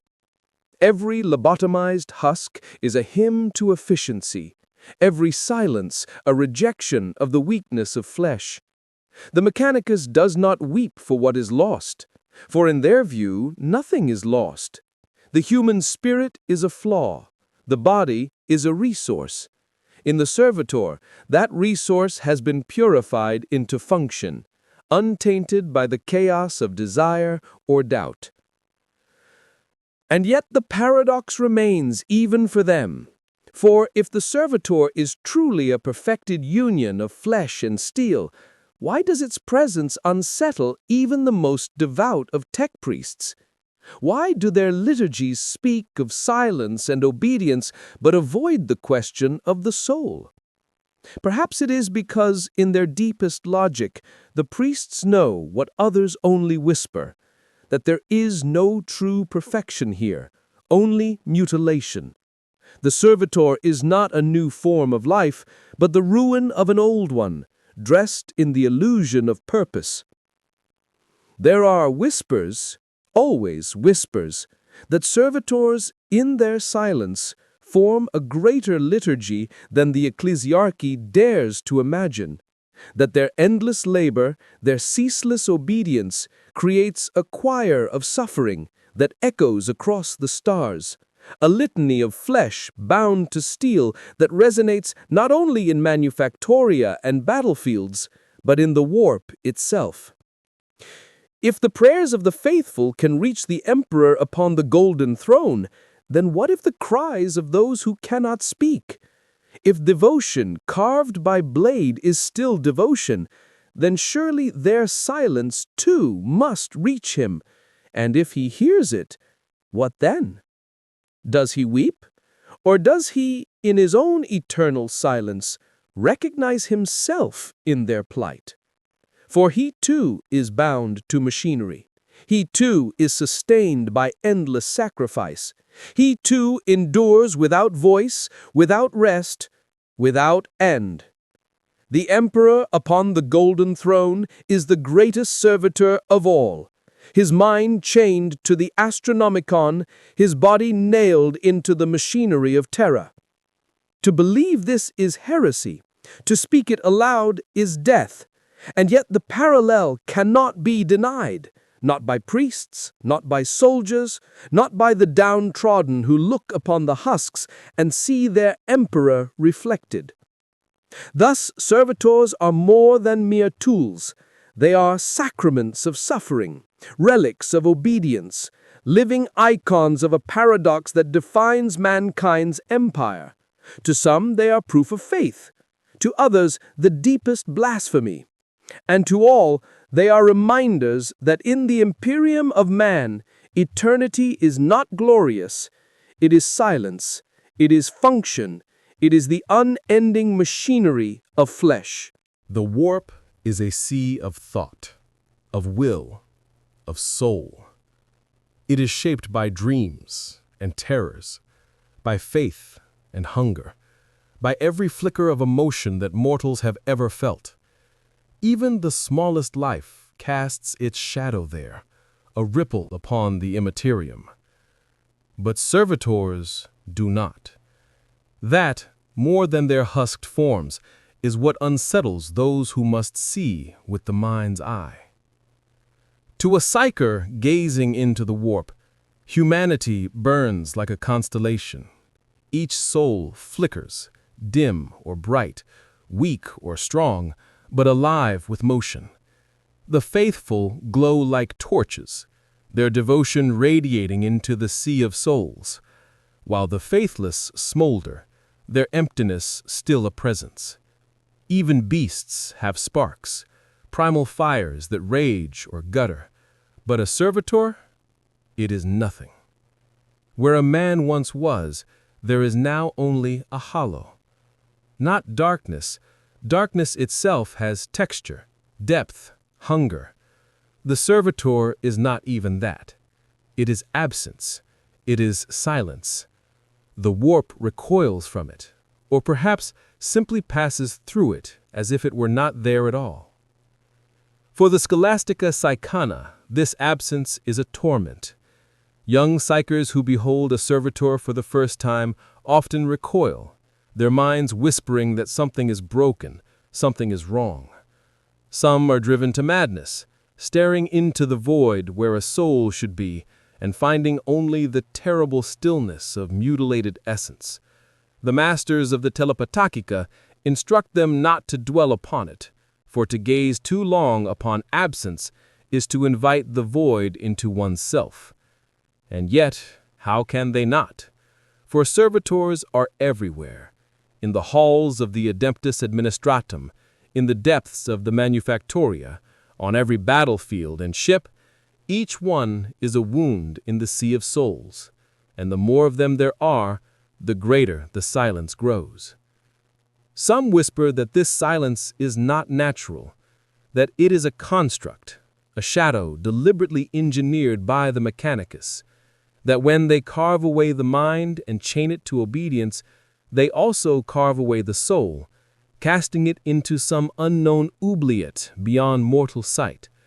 What becomes of those lost fragments, none can say. Do they wither into nothingness? Do they wander the warp as formless echoes, prey for demons? Or do they, perhaps, coalesce into something new? A choir of silence, a congregation of the broken, gathering in some unreachable place beyond the emperor's light. The navigators of the Navis Nobilite claim to feel the echo of this absence in their journeys. They chart courses by the Astronomicon, yes, but also by the turbulence of the Imperium, the shifting tides of fear and hope that ripple across its surface. In regions where servitors are massed in their millions, forge worlds, hive manufactoria, shipyards, they speak of strange calm. The warp there grows still, unnatural, as though held in breath. Some navigators cherish this silence, for it grants them clarity, safe passage through otherwise storm-racked currents. Others fear it, whispering that silence is not safety, but prelude, the moment before a predator strikes. The Adeptus Astra Telepathica has recorded instances, rare but undeniable, where the silence has cracked. In the midst of battle, when combat servitors are obliterated in their thousands, psychers nearby have reported flashes of something. Not a sound, not a scream, but the opposite. A vacuum, a sudden tearing away of all thought, as though a great mouth had closed upon the warp itself. In some cases, this has left the psyker shaken but whole. In others, it has left them broken, their minds hollowed out, their voices forever silenced. Such incidents are buried, sealed in vaults beneath terra, for the questions they raise are too dangerous to answer. And yet, the questions remain. If the servitor casts no shadow in the warp, is it truly soulless? Or does its soul still linger, bound in chains of flesh and circuitry so tightly that even the warp cannot perceive it? If the emperor hears the prayers of the faithful, does he also hear the silence of the servitors? And if so, does he turn his gaze upon it, or does he avert his eyes, as all men do when confronted with the husks? There are cults, small, hunted, and inevitably destroyed, that worship this silence. To them, the absence is not loss, but liberation. They preach that the Servitors are the first true saints of mankind, the first to escape the tyranny of the warp, the first to exist without feeding its endless hunger. Where others see mutilation, these cults see transcendence. They whisper of a future where all mankind will be made like them, where the warp will starve, where demons will fade into nothingness, because there will be no souls left to sustain them. To the Imperium, such belief is heresy of the highest order. And yet, in the silence of the warp, some psychers cannot help but wonder if the cultists are entirely wrong. For silence is not nothing. Silence is potential. Silence is the moment before the first word, the stillness before the storm, the breath before the scream. In the void where the Servitors dwell, something waits. And if it should one day speak, what then? The Imperium is a cathedral of contradictions. It proclaims the sanctity of humanity, yet mutilates its children into husks. It venerates the Emperor as the guardian of souls, yet commands the Mechanicus to strip those very souls away. It claims to fear the warp, even as it feeds the warp with prayer and blood in every hour of every day. And nowhere is this paradox sharper than in the Servitor. For the Servitor is both indispensable and abominable. The Imperium cannot survive without them, yet no man truly wishes to become one. A citizen may pray for the Emperor's mercy, for his light to guide their path, for his warriors to protect their home, but they do not pray to become a Servitor. To be turned into such a thing is not salvation, but the annihilation of hope. And yet, hope itself is sustained by their toil. Every data slate delivered, every ship's engine tended, every bolter shell loaded into a waiting magazine, all of it passes through the hands of a Servitor. Without their obedience, the vast machinery of the Imperium would stutter and fail. This is the paradox. The Imperium sustains itself upon the sacrifice of those it does not honor. There are no statues to the Servitors, no hymns sung in their name. They are erased from memory the moment their flesh is bound in steel. And yet the Imperium rests upon their backs as surely as a cathedral rests upon its foundations. One wonders if the Emperor, enthroned upon Terra, sees this truth. One wonders if, in his hidden will, he acknowledges what his subjects deny, that in their silence the Servitors may serve him more faithfully than the most devout preacher. The priests of the ecclesiarchy dare not speak such thoughts. To them, the Servitor is a tool, nothing more, a reminder of punishment, of obedience, of the Emperor's judgment. But in their hearts some surely feel the contradiction. For if the Emperor despises the warp, if he fights eternally to shield mankind from its horrors, then what more fitting servants could there be than those who cast no shadow into its depths? What greater purity than silence? And yet, silence is not holiness. Silence is not freedom. For the Servitor has no will of its own. It does not choose to resist the warp. It does not choose to defy the predations of demons. It is made silent, just as a man may be made blind or made mute. What is virtue without choice? What is obedience without faith? This is the eternal paradox of the Servitor. It is both the purest form of resistance to the warp and the most absolute form of slavery. The Mechanicus, in its creed, speaks of the Omnissiah, the machine god whose perfection transcends flesh. To them, the Servitor is not a paradox but a necessity. The flesh is weak, the machine eternal. The Servitor is the bridge, an imperfect, temporary fusion that allows man to serve machine until the day comes when flesh is no longer needed at all. But even within the Mechanicus, there are whispers. Some magi confess that when they behold a servitor, they feel unease. For the flesh is not wholly erased.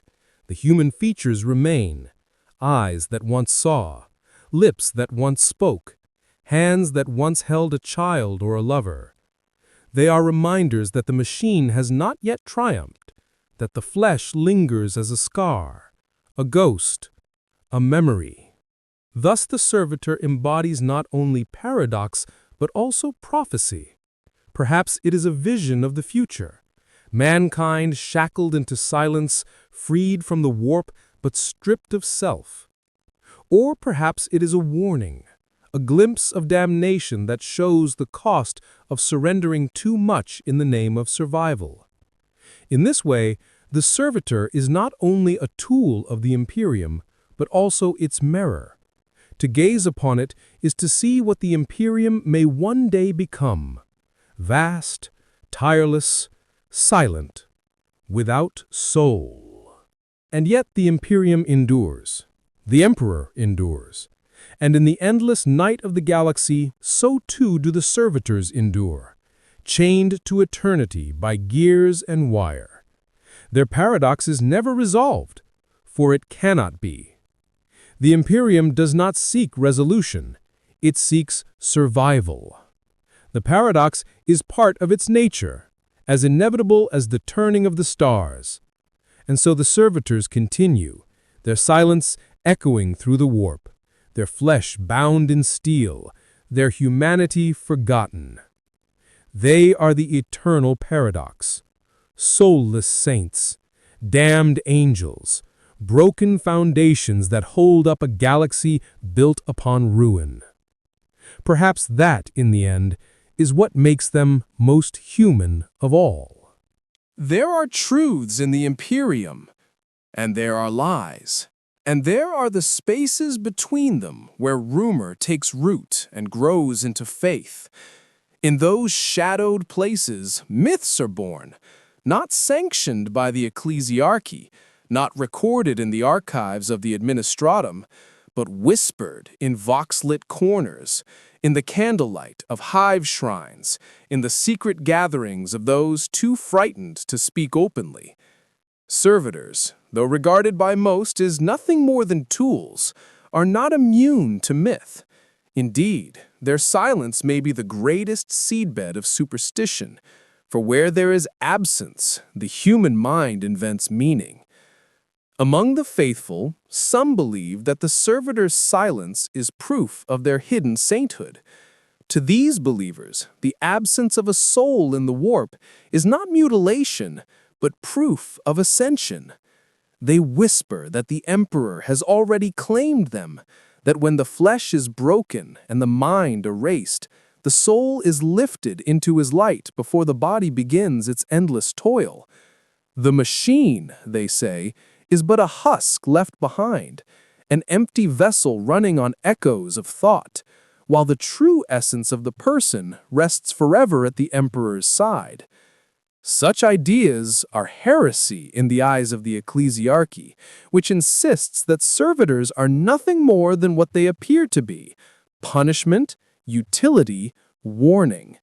But heresy thrives where fear does, for the citizens of the Imperium live in terror of becoming servitors themselves, and so they invent gentler explanations. They imagine that if such a fate awaits them, then at least their soul might escape, leaving only the body to be used and discarded. In the smoke-filled habs of hive cities, prayers are whispered not just to the Emperor, but also to the Silent Ones, an unrecognized cult of devotion that paints the servitor not as an object of pity, but as an unwilling intercessor. The myths deepen in the void.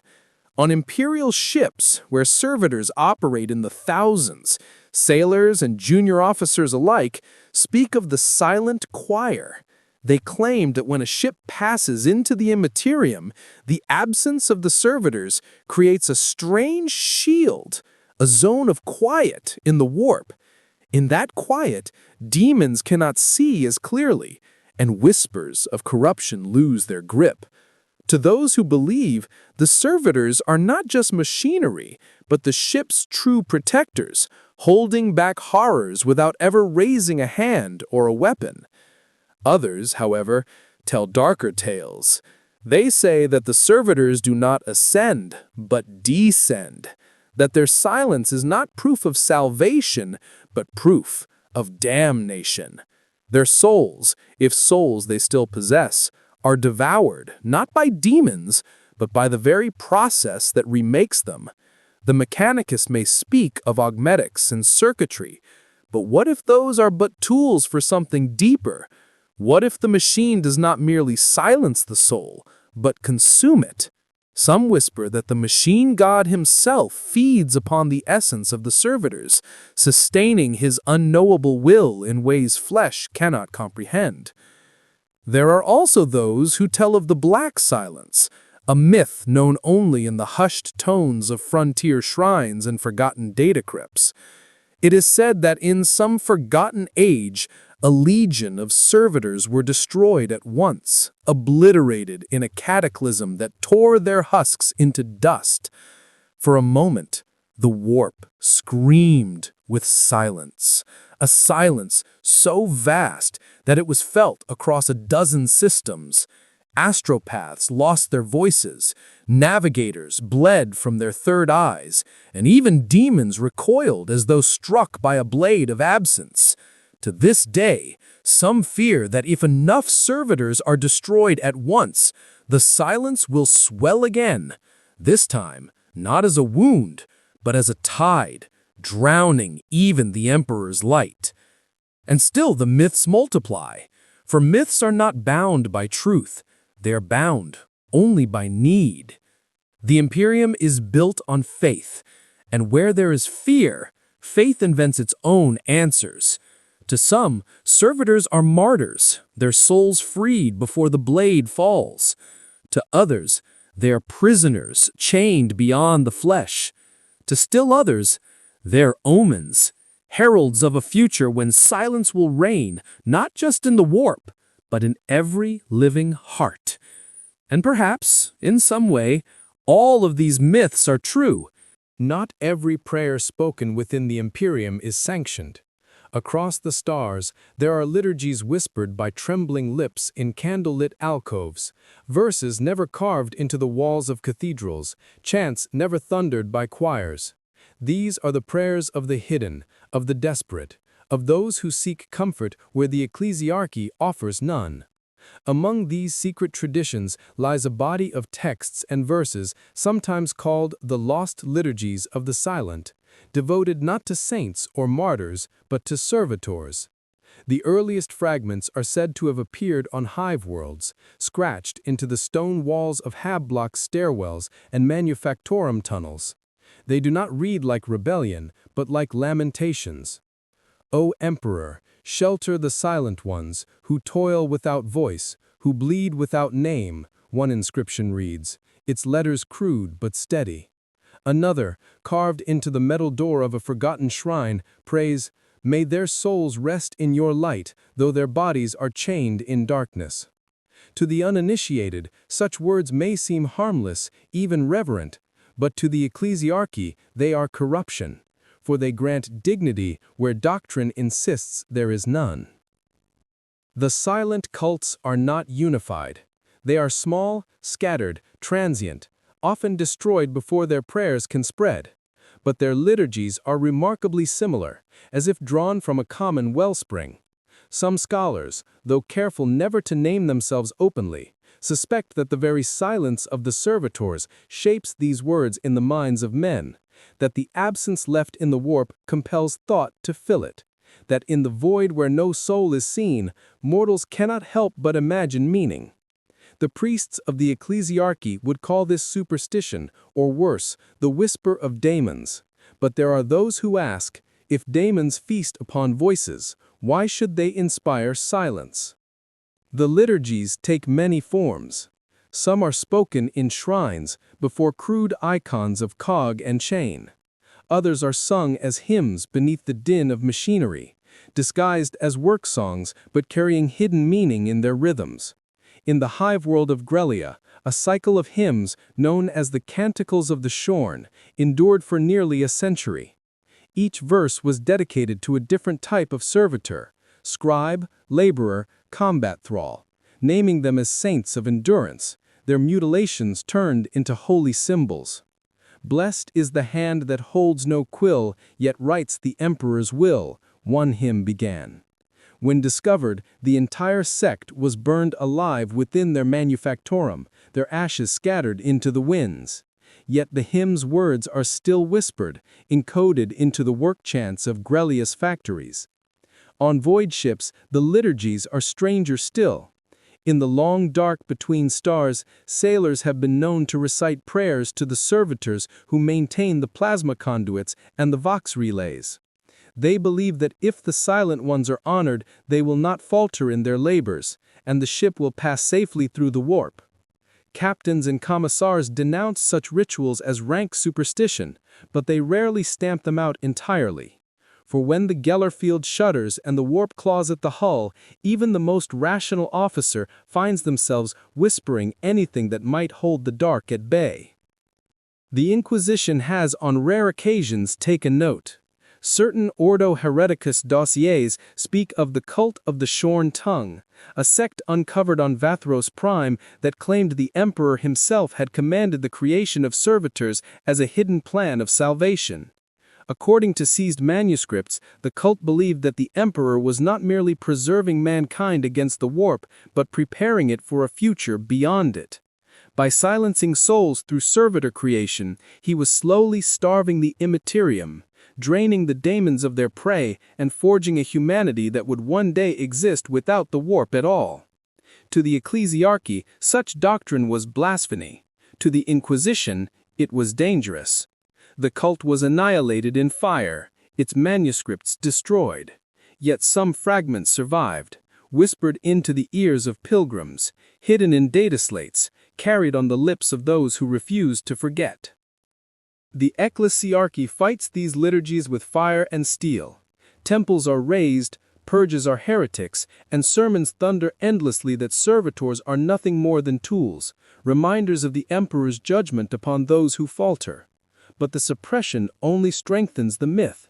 For every shrine destroyed, 2 more rise in secret.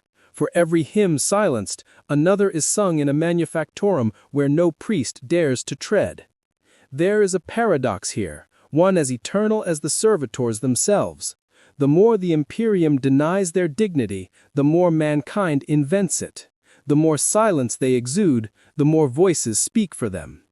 The lost liturgies are not proof of rebellion, but proof of need.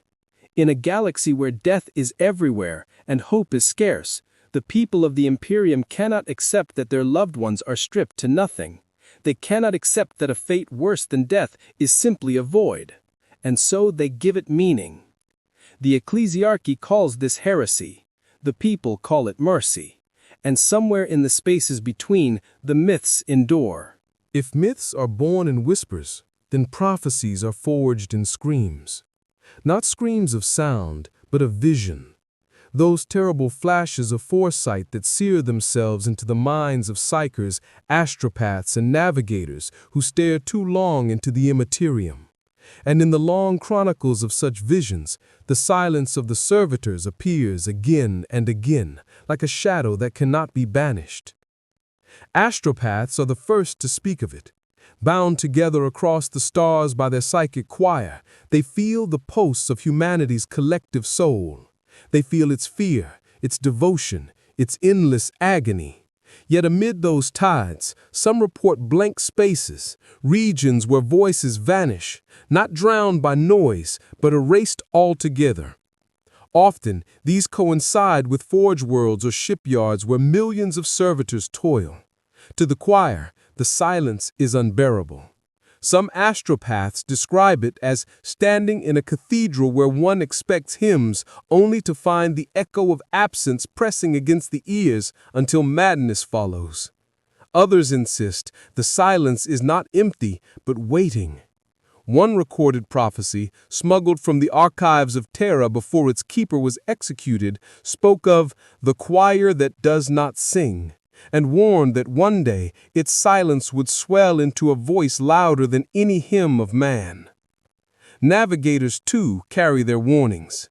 They claim that the warp itself bends strangely around concentrations of servitors. Where one might expect turbulence, there is calm. Where one expects storms, there is stillness. At first, such anomalies were taken as blessings, regions of relative safety in a sea of nightmares.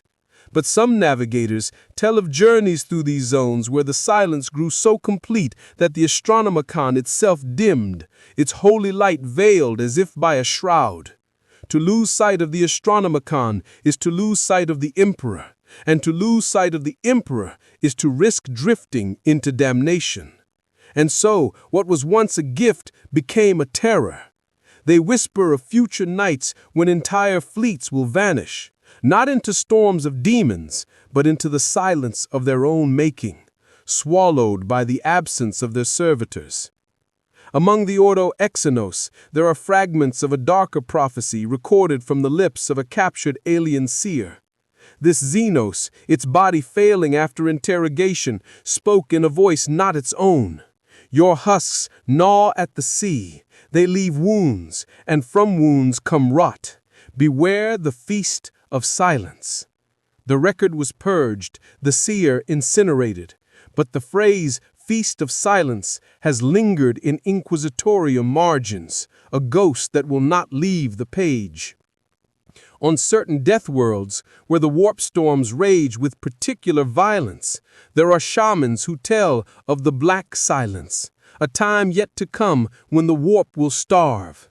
They claim the Emperor himself is guiding mankind to this fate, not by prayer, not by blade, but by erasure. In their visions, the demons do not howl in triumph, but choke in confusion. Their prey gone, their banquets turn to famine. The shamans say that when this silence falls, mankind will step beyond the warp entirely, untouched by its horrors, free at last. Whether this is revelation or delusion, none can say, for no record of it survives outside forbidden testimonies buried in inquisitorial vaults. There are also prophecies that are not visions at all, but nightmares etched into the madness of servitors themselves. Though their minds are gone, their mouths sometimes move, spitting words unbidden, words not programmed into them. Combat servitors have been heard muttering verses of liturgies they could not have known. Labor thralls have whispered numbers into the dark, endless sequences that defy logic. And most chilling of all, a line recorded across dozens of worlds by dozens of servitors in different tongues but always the same meaning. The silence is not the end. The silence is the beginning. The Inquisition treats these events with the utmost secrecy. Officially, servitors are incapable of prophecy, incapable of speech not given by programming. Yet the testimonies mount, too many to ignore. Some inquisitors claim demonic influence, others speak of malfunction. But a few, the rare few who dare think beyond dogma, whisper that perhaps the silence itself has begun to awaken, that absence is not void, but a seed. And if that seed grows, what will it bear? For prophecy is never clear. It is smoke and mirror, half truth and riddle. But in the silence of the servitors, a shape seems to form, one that grows larger with every prayer, every myth, every absence in the warp. Perhaps the Emperor alone knows its meaning, perhaps even he does not.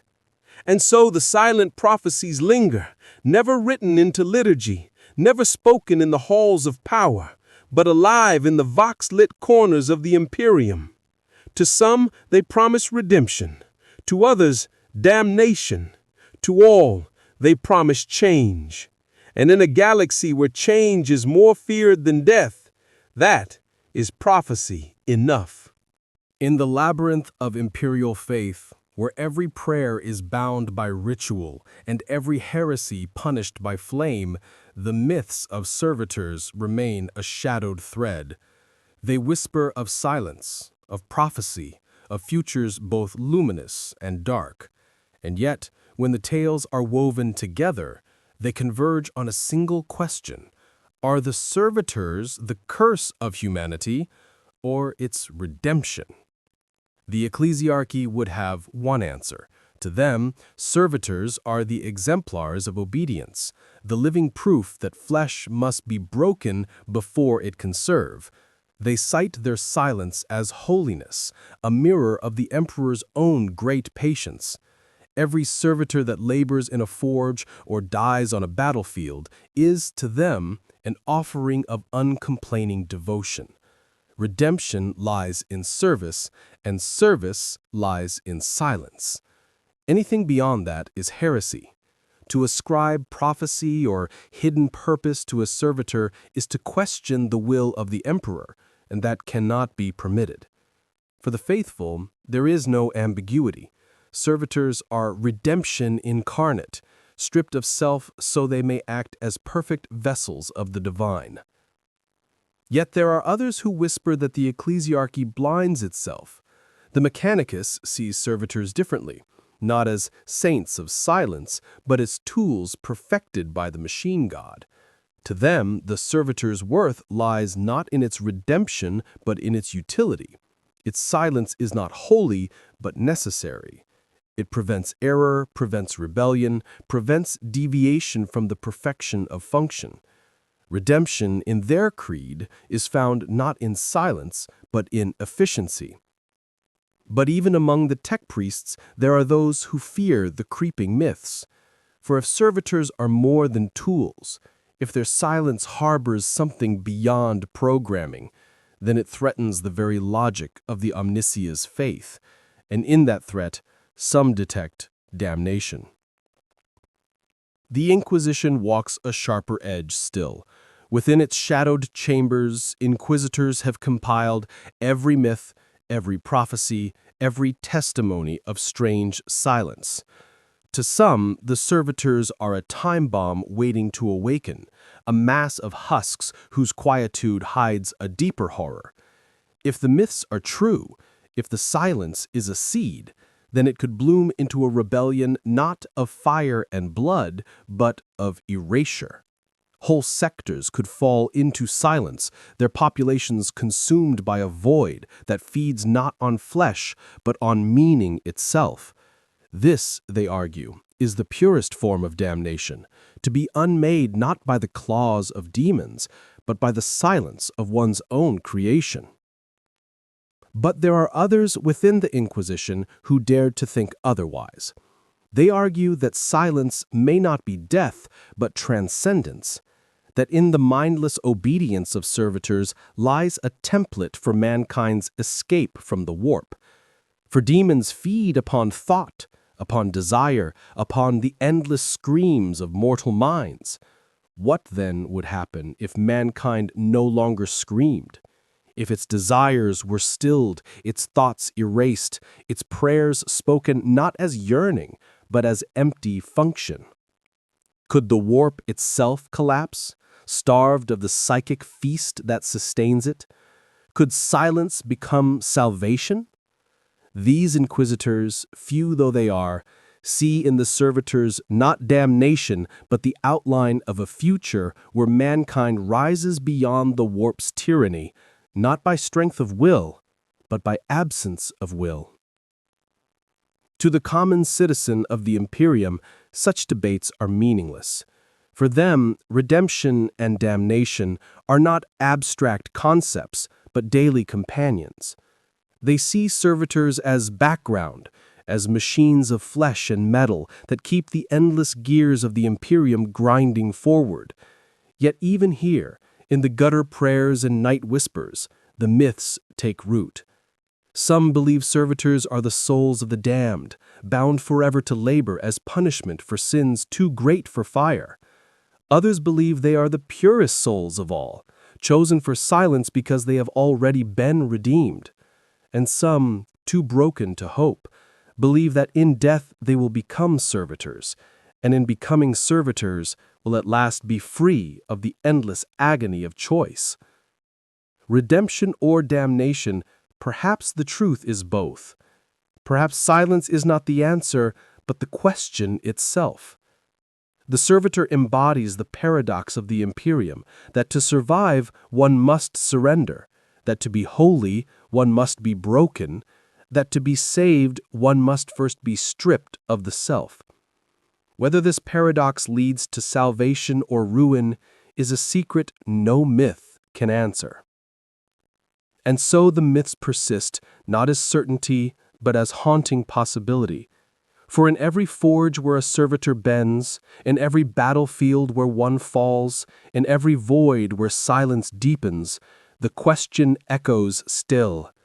Is this the price of mankind's survival, or the herald of its end? In the grim darkness of the far future, where there is only war, perhaps the final victory will not be won by sword or bolter, but by silence. Whether that silence will be humanity's redemption or its damnation, none can yet say.